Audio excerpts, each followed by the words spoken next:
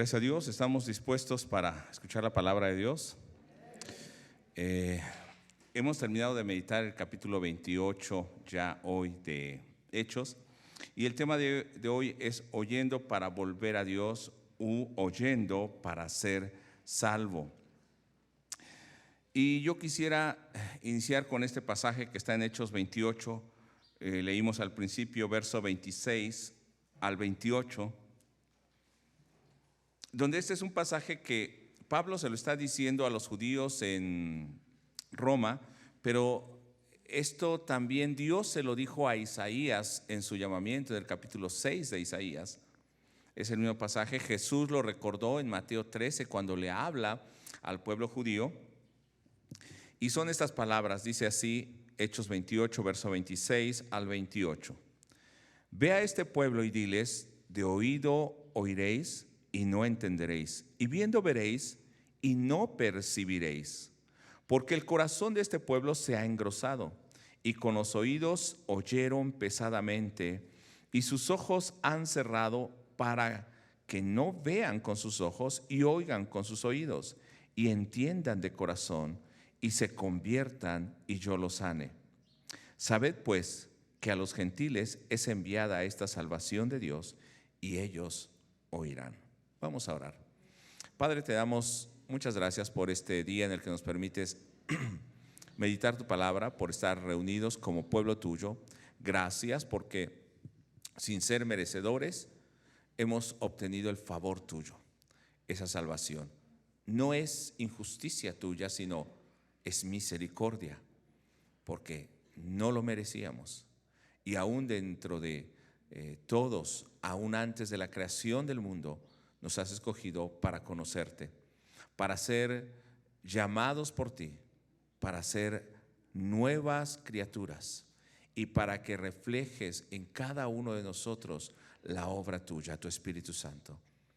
Ayúdanos a entender este propósito y ser transformados día a día. En el nombre de Jesucristo. Amén. Cuando usted sale de viaje, ¿qué es lo que hace cuando sale de viaje? Va a hacer planes, ¿no? Va a hacer planes para su viaje. Y bueno, ahora creo que le van a poner una presentación, espero que sí, está ahí la presentación, creo que también el presentador. Bueno, cuando usted sale de viaje, prepara todo, desde su coche, prepara maletas, comida para el viaje, dinero, las casetas, va a preparar todo. Y usted quisiera aún planear el camino y toma todas las medidas y piensa que va a llegar tal día, tal hora al lugar, o el vuelo, los boletos, etcétera, según si se va en tierra. Pero usted quisiera disfrutar ese viaje que ha planeado. Y sería un viaje agradable que usted quisiera volver a repetir. ¿O a cuántos no les gusta salir de viaje? Bueno, si no le gusta salir de viaje. No, ¿a usted no le gusta salir de viaje o sí le gusta? Sí, sí le gusta salir de viaje, ¿no? Bueno, conocer otros lugares, emocionarse. Pero el viaje de Pablo es todo lo contrario. Sí va conociendo lugares, va conociendo gente, pero hemos visto del capítulo 27, bueno, allá tuvo 3 viajes misioneros también, pero vemos cómo concluye el viaje de Pablo a Roma en el capítulo 28. Ese viaje inició en el capítulo 27, pero antes estuvo en Cesarea. Bueno, de Jerusalén fue llevado 2 años preso a Cesarea y ahí fue enviado a Roma al César. Y en ese viaje no solamente va Pablo, también va Lucas y va Aristarco de Tesalónica. Y en ese barco en total son 276 personas. O sea, no es un barquito, para su tiempo era un barco grande.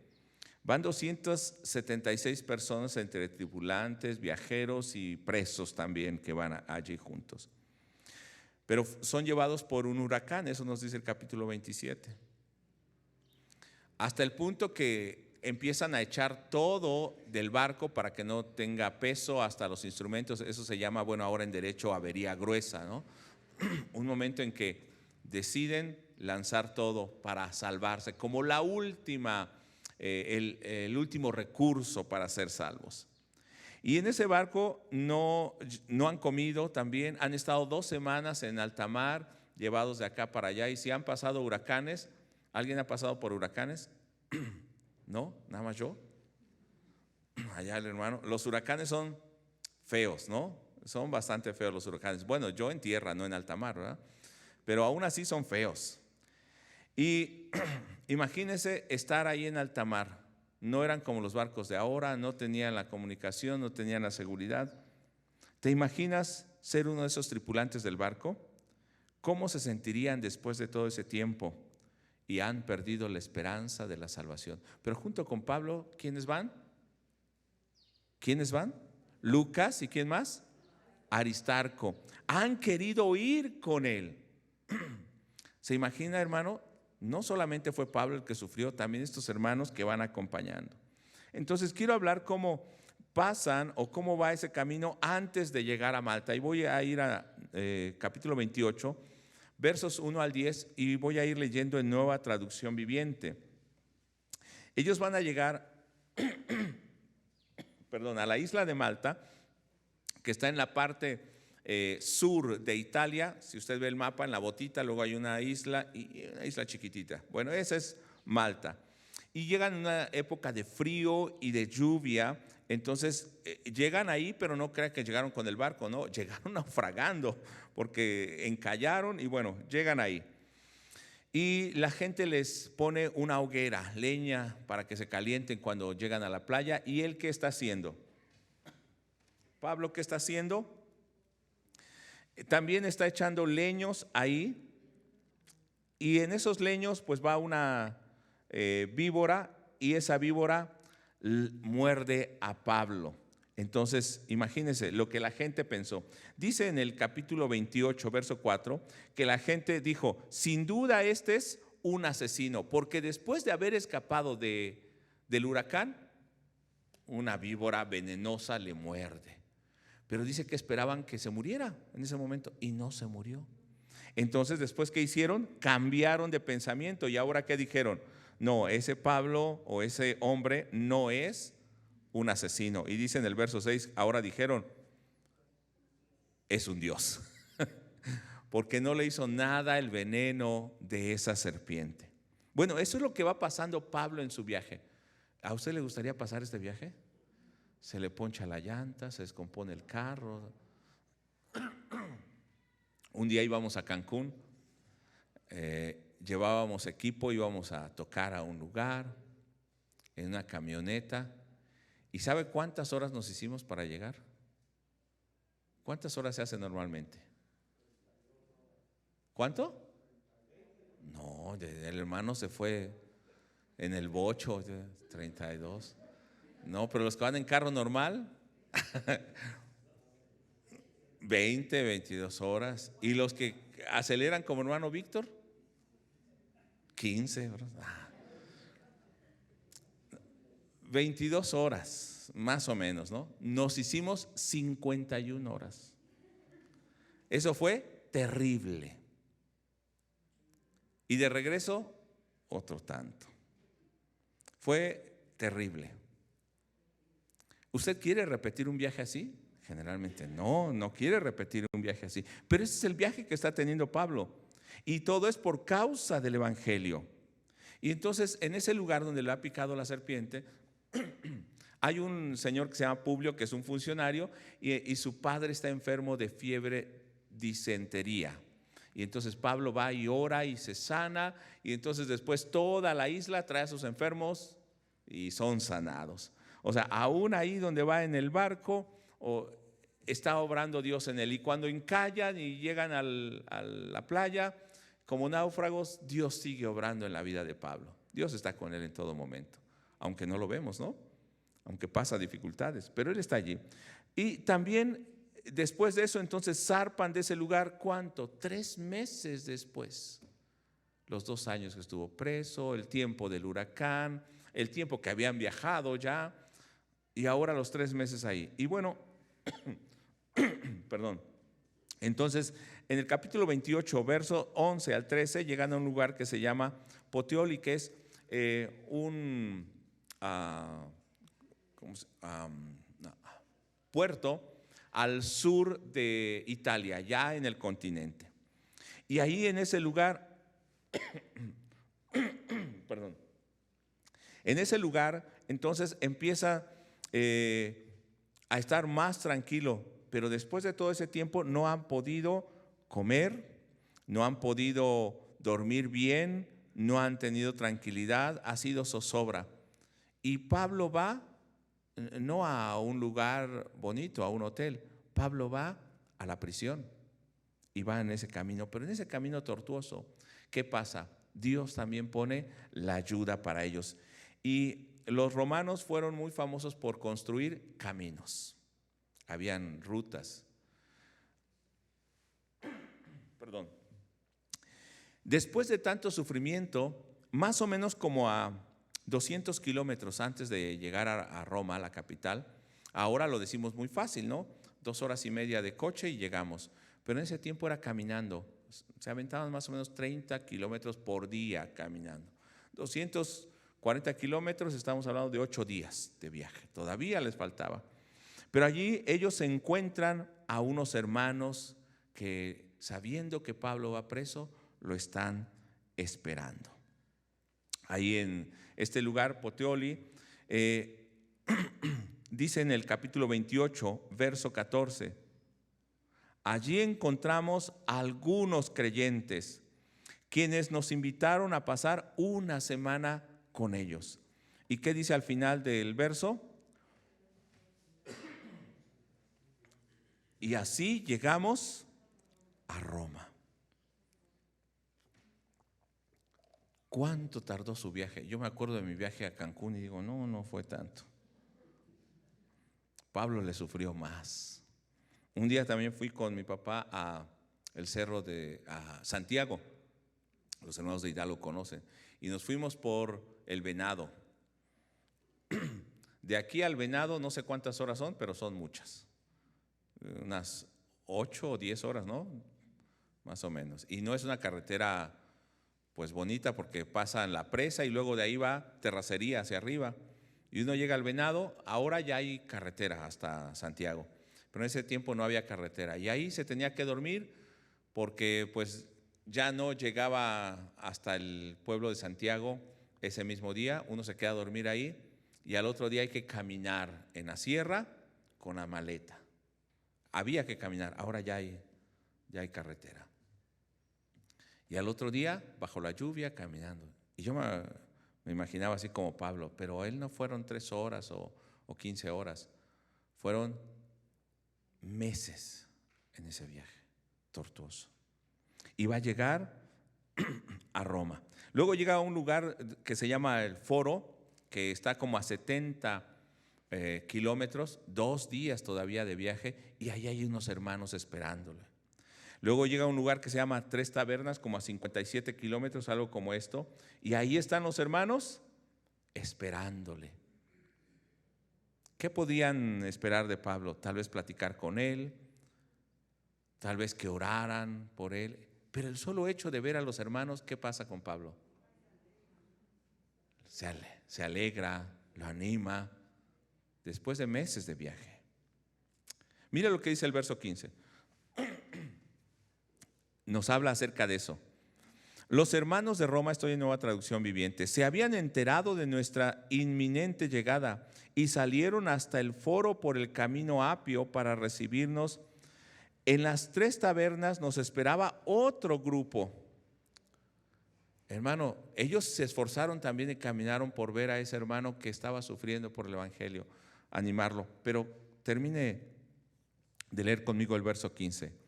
Cuando Pablo los vio, lea conmigo, se animó y dio gracias a Dios. ¿Cómo cree que iba Pablo en ese viaje? Tan difícil. Muy animado, con mucho gozo, desanimado, triste, cansado, además acusado injustamente. Y al ver a los hermanos, ¿qué dice? Se animó y dio gracias. Pero no solamente Pablo, creo que también Lucas y Aristarco, porque habían pasado lo mismo que Pablo. Y cuando dice que dio gracias, en el original En griego dice Eucaristias, tesas, perdón.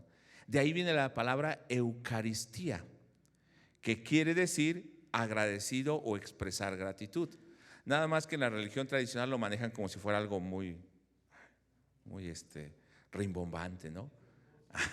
La Eucaristía es acción de gracias, un servicio de acción de gracias. Cuando nosotros tenemos esta comunión es Eucaristía. O sea, no es algo del otro mundo, ¿no? Pero ¿qué hizo? A lo que quiero llegar, ¿qué hizo Pablo? Tuvo un motivo de acción de gracias a Dios. Cuando pasan estas cosas, ¿no agradecemos a Dios por los hermanos? Por el apoyo, por el ánimo, por sus oraciones. ¿No tenemos un servicio de acción de gracias como hoy? Por lo que el Señor ha hecho con nosotros. Eucaristesas. Agradecer a Dios. Entregar nuestra vida en gratitud. Fue un viaje tortuoso de casi 5 meses, donde todos estaban sufriendo, y junto con Pablo, todos los otros que iban en el barco, ¿no? Todos iban sufriendo lo mismo. Y estos hermanos que iban con Pablo, ¿cómo se llamaban? Lucas y Aristarco de Macedonia. Y estos hermanos, a otros también, pero a estos 2 hermanos los menciona en otras cartas Pablo. Solamente voy a decir dónde. Por ejemplo, los menciona en Colosenses capítulo 4 verso 10, y llama a Aristarco amigo de prisiones, porque había estado con él en prisiones. A Lucas en Colosenses 4:14 lo llama el médico amado. En Filemón, en el verso 24, a los 2 le llama colaboradores. En 2 de Timoteo 4 verso 11, que es su último encarcelamiento, cerca de ser ya muerto, menciona a Lucas, que es el único que está con él acompañándole en sus prisiones. Estos hermanos han sido incondicionales en ese viaje. ¿Por qué estoy hablando de ello? Porque el mensaje que vamos a ver al final no solamente es el mensaje que da Pablo, sino ellos van compartiendo el mismo mensaje. Otros compañeros de Pablo, Timoteo, Silas, Bernabé, Epafrodito, muchos otros han llevado este evangelio. Y bueno, por fin Pablo, después de ese viaje, imagínense ahí en ese camino, le salen a esperar y ve a los hermanos, ¿cómo se sentiría? Contento, gozoso. Es como cuando nosotros vamos a predicar a la sierra o a algún lugar y los hermanos nos están esperando. No solamente sentimos gozo nosotros, pero creo que también los hermanos sienten gozo. O cuando recibimos a alguien aquí en la iglesia, también nos sentimos gozosos. Bueno, ahora Pablo finalmente llega a la cárcel, a Roma. Capítulo 28, verso 16 dice: una vez que llegamos a Roma, a Pablo se le permitió hospedarse en un alojamiento privado, aunque estaba bajo la custodia de un soldado. O sea, llegan y todavía está en prisión. La acción de gracias de Pablo no era tal vez por ir a la cárcel, pero es haber pasado todo ese tiempo y que Dios permitiera. Dios le había dicho: es necesario que des testimonio en Roma, es necesario que comparezcas ante César. Y él sabía que a pesar de todo, Dios le iba a llevar ahí. Pero el sufrimiento que pasó Pablo no fue fácil. No fue fácil. ¿Cuántos queremos un evangelio fácil? Ese no existe. El evangelio, las buenas nuevas de salvación, en una cultura que es contraria a este evangelio, a este reino, va a tener oposición. Y nosotros vamos a enfrentar dificultades día a día. Dice en el verso 17 del capítulo 28: 3 días después de haber llegado, Pablo mandó a reunir a los líderes judíos locales. Y entonces, ¿qué hace? Les narra su arresto, por qué lo acusaban en Jerusalén, pero que los romanos no lo encontraron culpable y lo querían liberar, pero los judíos no lo querían soltar. Entonces él tuvo que apelar a César. Pero él no quería acusar a los de su nación, sino solamente para conservar su vida. Pero algo que dice en el capítulo 28, verso 20, y le dice a los de Roma, a los judíos, porque ellos decían, ni siquiera hemos oído de eso, o sea, no hemos escuchado nada de eso. Pero en el verso 20 dice, les pedí a ustedes que vinieran hoy aquí para que nos conociéramos y para que yo pudiera explicarles que estoy atado con estas cadenas porque creo que la esperanza de Israel, el Mesías, ¿de quién hablaba? De Jesús, ya ha venido. Ese era el motivo. El mensaje del reino. Todo Hechos nos va a hablar acerca del reino de Dios, establecido a través de ¿quién? De Jesucristo. Y ahora el mensaje del reino es Jesucristo mismo, como el rey de ese reino y el reino mismo. Entonces los judíos en Roma no sabían nada de esto y los llama de nuevo para explicarles o exponerles acerca del evangelio, aún estando en prisión. Recuerda que Jesús le había dicho que era necesario que sufriera por causa de ese evangelio. Pues está sufriendo. El Señor le había hablado por el Espíritu que tendría que llegar a Roma y compadecer ante César y hablar del evangelio y ante reyes. Lo ha hecho ante Agripa, ante Festo, ante Félix, y ahora está en Roma y está dando testimonio también a los judíos. Pero algo que también le dijo a Pablo, igual que Isaías, es: pero no te van a escuchar. Nosotros hablamos el evangelio y parece que la gente no escucha. O escucha, pero no entiende. Y eso se pueden comprender. Pero ¿qué pasa cuando la iglesia escucha y no comprende? Cuando la iglesia escucha y no hay un cambio en sus vidas. Dice el verso 22 que los judíos que estaban ahí conocían solamente de la persecución al evangelio. Verso 22. Pero queremos escuchar lo que tú crees, pues lo único que sabemos es que este movimiento es el que se le ataca por todas partes. En otras versiones dice: esta secta, este nuevo grupo, este movimiento. ¿Qué es lo único que sabían? Se les ataca. ¿Qué es lo que la gente sabe del evangelio? A veces nada. Ni han leído la Biblia, ni han estado en una iglesia. O lo que saben es, lamentablemente, lo de los malos cristianos, las iglesias que han dado mal testimonio. Eso es lo que se propaga más. Y a veces hasta es mentira, ¿no? Porque a veces hasta son chismes, ¿no? De lo que no es cierto. Y eso es lo único que ellos sabían. Entonces el mensaje que está presentando Pablo ahora ante los hermanos no va a ser algo nuevo. Está hablando del reino de Dios. Y lo que está diciendo es: Jesús es el cumplimiento de las Escrituras. Jesús es el rey de este reino. Dios ha acercado ese reino y Jesús mismo lo ha predicado, lo ha traído a nosotros. Él es ahora el reino. En la confesión de fe de la iglesia siempre se ha expresado, por ejemplo, a Jesús no como un ser creado, sino como Dios, creador de todo. No es alguien que surgió, no es superior a nosotros y menor a Dios, es Dios mismo,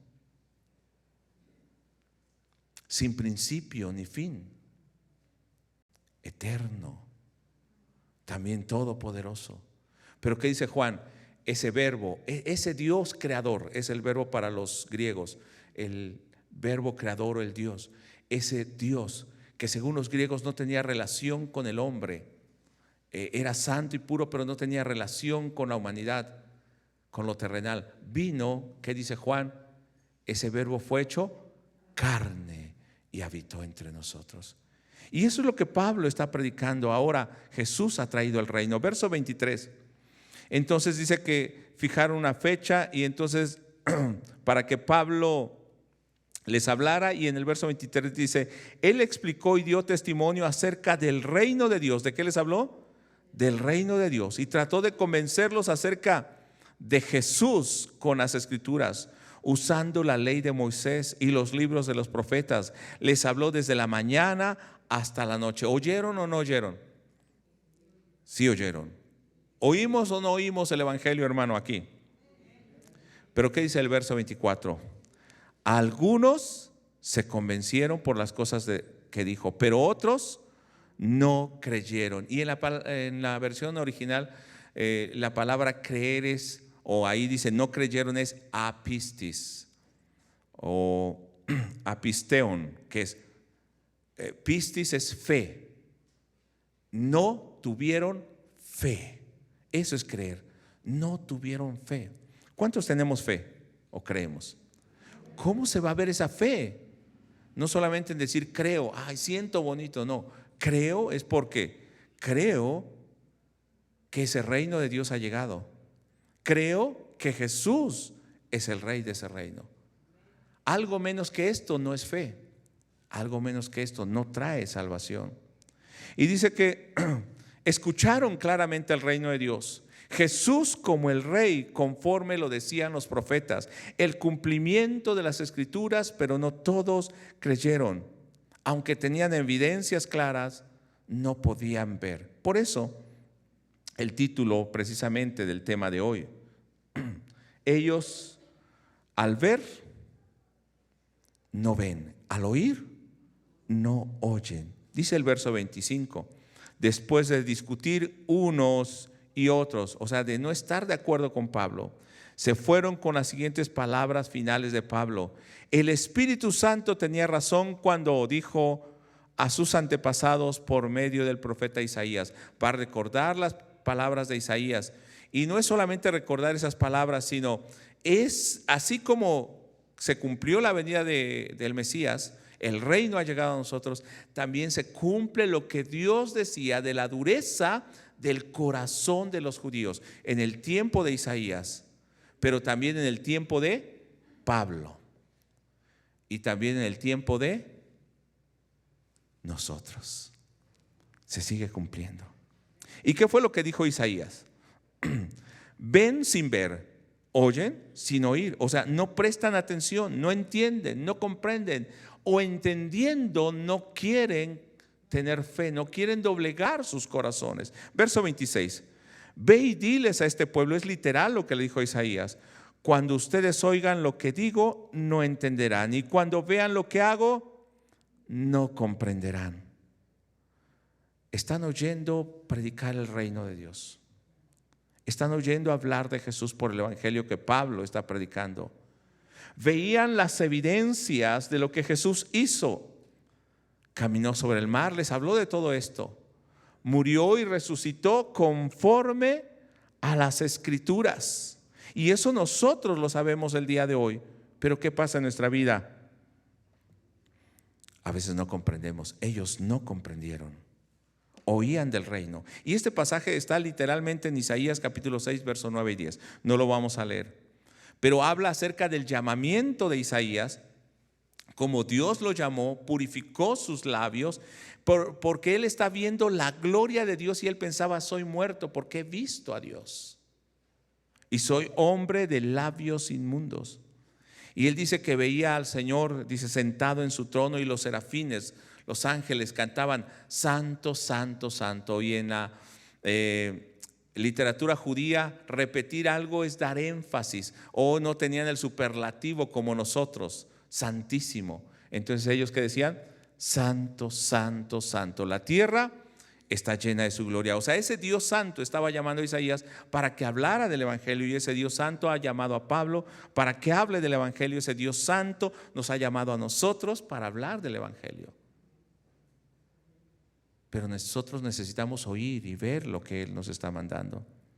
Entonces Isaías es llamado, el Señor le purifica con un carbón encendido, y el Señor le dice, mira, ve lo que acabamos de leer también en Hechos, ve a ese pueblo, pero viendo no verán, y oyendo no oirán, o sea, no comprenderán, para que yo sane su tierra y para que sean salvos, para que sanen sus corazones y sean salvos. No van a oír. Y entonces Isaías pregunta, pero ¿hasta cuándo, Señor? ¿Hasta cuándo no va a oír? Y el Señor le dice, mira, va a venir el juicio y aún así no van a oír, pero va a quedar un tronco, un remanente. Y esto hablaba de los que regresarían de Babilonia. Y en el tiempo de Pablo, ¿qué pasó en el año 70? Bueno, posterior a Pablo, también fueron exiliados los judíos, la diáspora, echados de su tierra. Y aún así no creyeron en Jesús. Han vuelto a su tierra y creen en Jesús. Siguen rechazando el reino.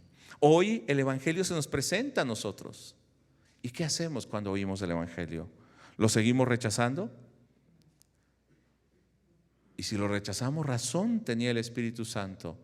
Hablaba de esos que le rechazan. Pero también el Espíritu Santo habla en Isaías capítulo 6, verso 13 de esta manera: y si quedara aún en ellas la 10ª parte, esta volverá a ser destruida. Pero como el roble y la encina, que al ser cortados aún queda el tronco, así será el tronco, la simiente santa. Aunque quede un tronco, ese pueblo santo va a mantenerse. Hermano, vemos la descomposición hoy de la iglesia, a nivel general estoy hablando, de nuestra sociedad. Hay una descomposición, pero por eso tiene que quedar un remanente que viva la palabra de Dios, que cree en el reino y defiende el evangelio de Dios. Este mensaje realmente era algo difícil para el profeta, llevar este mensaje. ¿Por qué? Porque el pueblo se resistía a la voz de Dios y a la voluntad de Dios. Y cuando Pablo está hablando, dice: ustedes también se están resistiendo a la voz de Dios, a la voluntad de Dios. Parecía una misión imposible, porque aunque el profeta hable, no le escucharán. Pablo está hablando y parece que no entiende. Hay discusión entre ellos. Parece una misión imposible también, porque el pueblo es destruido, pero queda un remanente, un tronco, un retoño, una esperanza para que Dios siga obrando y dé fruto. Dice Isaías 62:11 de la siguiente manera, en Reina Valera 60: porque como la tierra produce su renuevo y como el huerto hace brotar su semilla, así Jehová el Señor hará brotar justicia y alabanza delante de todas las naciones. Y ahora me acordé que nosotros hicimos una canción creo de este pasaje también. Bueno, nosotros, quiero decir, como grupo hace muchos años hicimos una canción que grabamos. Así Jehová hará brotar esta bendición. Pero en aquellos que oyen, cuando todos no quieren oír, hay un remanente que oye la palabra de Dios. Dice Isaías capítulo 11, verso 1 y 2, refiriéndose a Jesús como ese tronco, como ese renuevo, ese retoño. Dice: y saldrá una vara del tronco de Isaí, un vástago retoñará de sus raíces, y reposará sobre él el espíritu de Jehová, espíritu de sabiduría, de inteligencia, espíritu de consejo y de poder, espíritu de conocimiento y de temor de Jehová. Y luego va a decir que este va a traer ese mensaje, esa salvación. Dios lo va a respaldar. Habla de Jesús, pero también no solamente Jesús es el renuevo y el tronco y el vástago, también habla del pueblo santo de Dios en el capítulo 37, verso 31 de Isaías, en Reina Valera 60, y dice: yo les hubiere y lo que hubiere quedado de la casa de Judá, o sea, de ese pueblo, fue destruido, pero va a quedar un pequeño grupo, y lo que hubiere escapado volverá a echar raíz abajo y dará fruto arriba, porque de Jerusalén saldrá remanente y del monte de Sión los que se salven. El celo de Jehová de los ejércitos hará esto. A través de Jesucristo Dios estará obrando de esta manera. Ahora, ¿cuál es la razón de que oyendo sean duros, no entiendan? La razón es que ellos voluntariamente se niegan a ver y a oír, se niegan a ser sanados, se niegan a recibir la salvación. Pero tú que estás oyendo, estoy seguro que no es por esto, sino tú has oído y has abierto tu corazón, has entrado al reino, has recibido a Jesús como el Señor, el gobernador, el rey de ese reino, y tienes ahora la salvación del Señor. Dice el verso 27 del capítulo 28: pues el corazón de este pueblo está, como hermanos, endurecido, y sus oídos no pueden oír, y han cerrado sus ojos. O sea, voluntariamente cierran sus ojos porque su corazón es duro, no les gusta ese evangelio. Un evangelio de prosperidad, todo mundo lo quiere. Un evangelio donde vienes y ora y Jesús te sana, ¿no todo mundo quiere eso? Un evangelio que no te compromete, sí, ese evangelio me gusta. Un evangelio donde Dios es amor, sí, eso me gusta. Y no quiero decir que no, sí, Dios hace esto. Pero cuando hablamos de un evangelio donde Jesús demanda a su pueblo obediencia, entonces eso ya no nos gusta. Donde el Señor dice que suframos juntamente con Él yendo el camino a la cruz, eso ya no es agradable para nosotros. Un evangelio donde dice que nos neguemos a nosotros mismos para no vivir conforme a este mundo, eso ya no es agradable. El evangelio no tiene que ser agradable a nosotros. El evangelio tiene que ser, o la vida del evangelio tiene que ser agradable a Dios, que honre a Dios, no que honre a los hombres. Dice que este corazón del pueblo está endurecido, no quieren oír, no quieren ver. Así que sus ojos no pueden ver y sus oídos no pueden oír y sus corazones no pueden entender. O sea, no es que no haya razonamiento, sino es que su corazón se ha endurecido. Por eso Jesús les recuerda a ese pueblo y les dice: ay de ustedes, escribas y fariseos. No es que no entendieran, entendían. Pero dice: bien habló de ustedes el profeta Isaías, bien habló de ustedes David. Y cada vez que los confronta, hipócritas. ¿Cómo estaban estos hombres?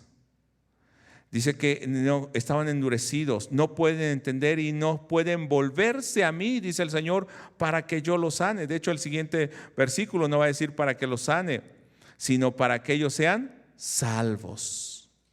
Eso es la sanidad de que habla la salvación. Entonces, ¿cómo era su corazón? Estaba endurecido. No pueden entender, no quieren volverse a Dios y no quieren ser salvos. Diciendo: no, ¿cómo no? Sí quieren ser salvos. Sí, pero quieren ser salvos a su manera. Jesús vuelve a tocar este punto cuando en Mateo 13 habla acerca del sembrador que salió a sembrar, y conocemos el pasaje. Dice que tiró la semilla y cayó en el camino, no dio fruto. La pisaron los pájaros, se la comieron. No permitió que entrara la palabra de Dios.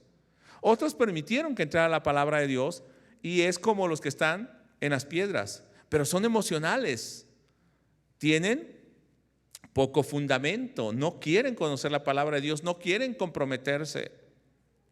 Y entonces la poca tierra que está sobre las piedras brota rápidamente, pero viene el sol fuerte y los quema, los seca.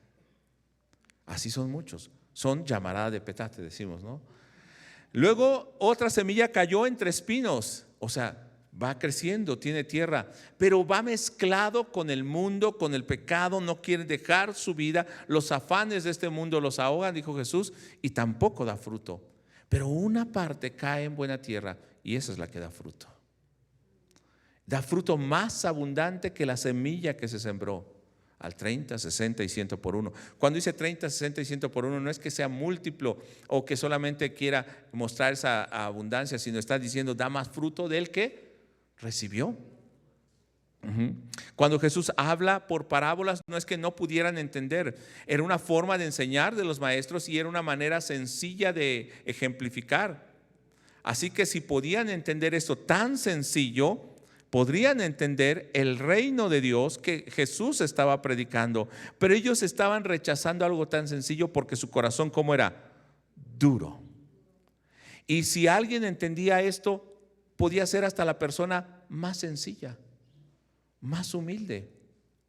Hasta los niños pueden entender acerca del reino de Dios. Y estos principios del reino de Dios es lo que Pablo está predicando. Y cuando Jesús está hablando en Mateo 13, dice: pero ustedes, a diferencia de esos que no escuchan, a diferencia de los judíos, a diferencia de los de corazón duro, los que han rechazado, ustedes, los discípulos, son esa buena tierra, los que reciben el mensaje, los que oyen para ser salvos. Los que oyen, los que ven y entienden y comprenden y son salvos. Pero algo que dice Jesús me gusta mucho en el capítulo 13, verso 11 de Mateo, en Reina Valera 60. Él respondiendo les dijo: porque a vosotros os es dado saber los misterios del reino de los cielos. ¿Qué estamos conociendo, hermanos? Los misterios del reino de los cielos. Algo tan sencillo, es un misterio para el que no quiere conocer al Señor. Mas a ellos no les es dado. Verso 13. Por eso les he hablado por parábolas, porque viendo no ven y oyendo no oyen ni entienden. Pero usted ha oído, ¿verdad, hermano? ¿Ha recibido al Señor? ¿Qué nos dice el verso 16? Ahora usted que ha oído, ha entendido, ha comprendido, ha recibido el reino, ha recibido a Jesús como el Señor de ese reino. ¿Qué nos dice la palabra del Señor? Pero bienaventurados, dichosos, bendecidos vuestros ojos porque ven y vuestros oídos porque oyen. Verso 17. Porque de cierto os digo que muchos profetas y justos desearon ver lo que veis y no lo vieron, y oír lo que oís y no lo oyeron. David esperaba esto, Abraham esperaba esto, el pueblo, los profetas lo esperaban, pero ellos lo estaban viendo. Ahora nosotros lo estamos viendo y disfrutando. Finalmente, los que oyen esa palabra somos o son, y nosotros somos bienaventurados. Pero no solamente es oír y ser llamados bienaventurados, es que creamos, que tengamos fe. Y este es el punto final. Verso 28. Así que quiero que sepan que esta salvación de Dios también se ha ofrecido a los gentiles. Los que no quisieron oírlo, lo rechazaron.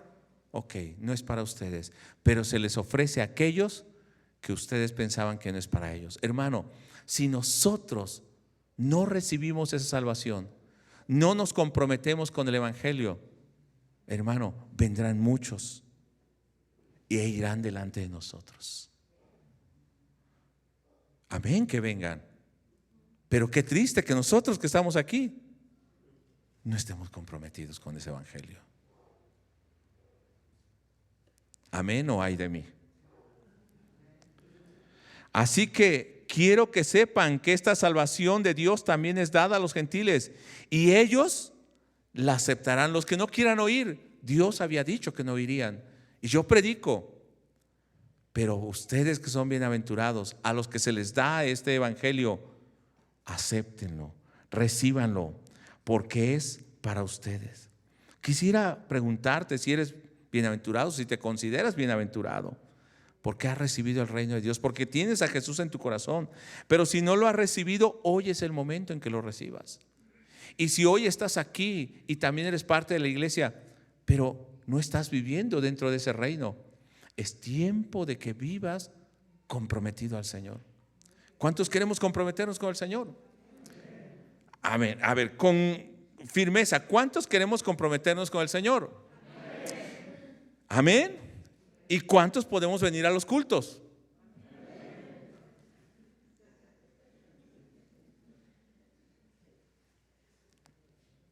Hermano, estoy hablando de algo muy sencillo.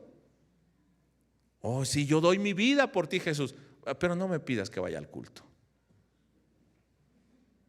No puede haber un compromiso si no hay una evidencia de ese compromiso.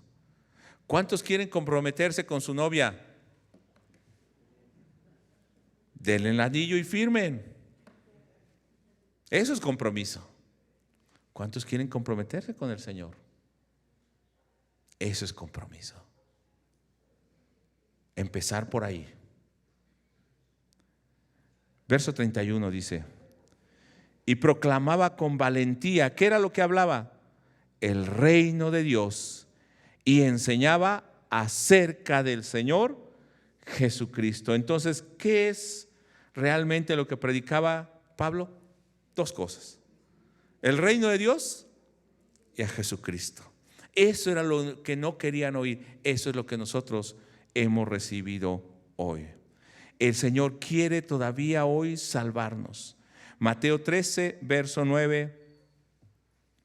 Jesús le está diciendo: todo el que tenga oídos para oír, oiga. Para escuchar, entienda, en Nueva Traducción Viviente. ¿No será que nosotros oyendo no estemos entendiendo? Porque nuestro corazón se ha endurecido. Porque no queremos un compromiso con el Señor. Es un llamado para ti hoy. Es un reto para ti hoy. O recibir a Cristo, y si ya lo has recibido como tu Salvador, a tener un corazón comprometido con el Señor y con su obra. Que esa semilla que cayó en ti, si eres buena tierra, dé fruto más que la semilla que has recibido. Un fruto abundante de vida. Jesús nos ha mostrado el camino. En el día de hoy, Jesús sigue hablándonos acerca de ese reino, acerca de una nueva vida que podemos tener en Cristo. Su palabra sigue siendo abierta y la podemos leer hoy día tras día. Pero no queda en eso, ni es suficiente con eso. Es necesario que nosotros caminemos como Pablo, a pesar de que sea un viaje difícil. Va a pasar, va a haber naufragio, va a haber hambres, va a haber dificultades, pero que vayamos hasta donde el Señor nos lleva por el Evangelio, por predicar el reino de Dios y por predicar a Jesucristo como Rey. Eso es oír para ser salvo. Eso es oír y llevar el Evangelio. No podemos quedarnos en buenas intenciones. No podemos quedarnos en escuchar los domingos, qué bonita está la alabanza y el culto, y salir y seguimos con nuestra vida sin un compromiso con el Señor. Es necesario comprometernos. Y Pablo, aún en el naufragio, aún en la cárcel, está comprometido con el Evangelio. Y no fue solo Pablo. ¿Quién iba con él? Aristarco y Lucas. Ellos no iban presos, pero ellos estaban dispuestos a ir a la cárcel junto con Pablo. Vamos a ponernos en pie. Hay pastores aquí, hay maestros en la iglesia, pero el trabajo no es solo de ellos.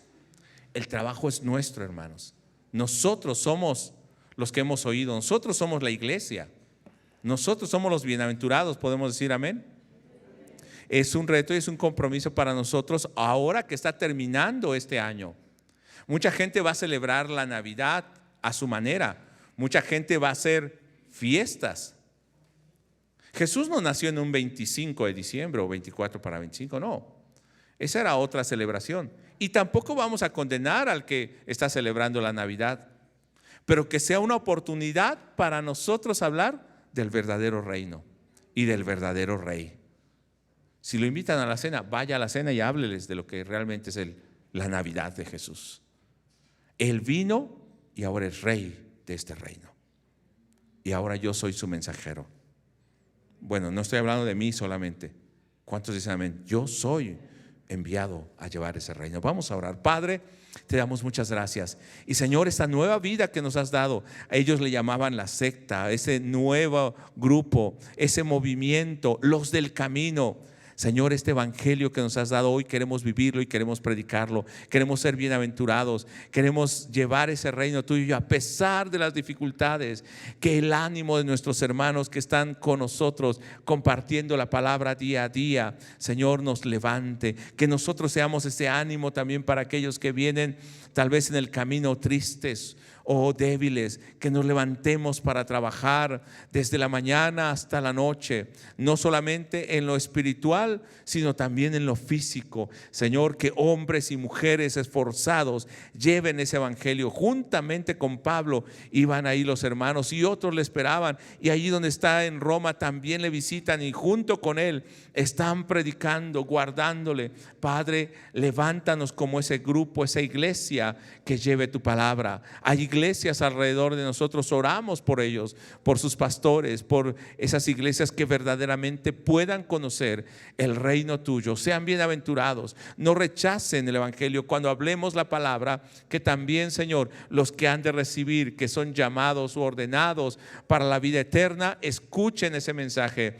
Pero también, Señor, Aquellos que no, Señor, cuando lo rechacen, sepan que tuvieron la oportunidad de recibir ese amor tuyo. Y Señor, ellos estén conscientes que puedan oír esa palabra. Señor, en todo momento abre nuestra boca para publicar tu evangelio. Señor, gracias porque nos estás haciendo hombres y mujeres de valor, comprometidos, hombres y mujeres que podamos dar testimonio de ti en todo momento. Padre, muchas gracias por tu iglesia, en el nombre que es sobre todo nombre, en el nombre de Jesucristo. Amén. Gloria al Señor. Tome su lugar, hermano.